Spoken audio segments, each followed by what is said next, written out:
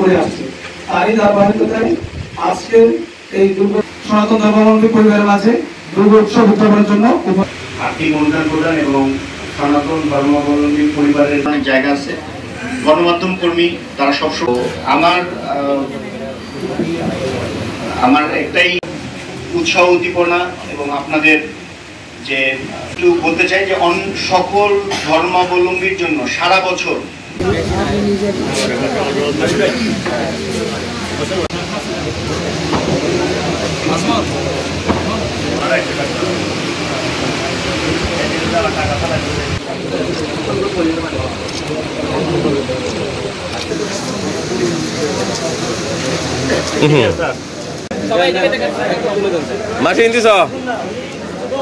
সময় বিপদে পড়া বা যে কোনো সময় আত্মমানবতার সেবায়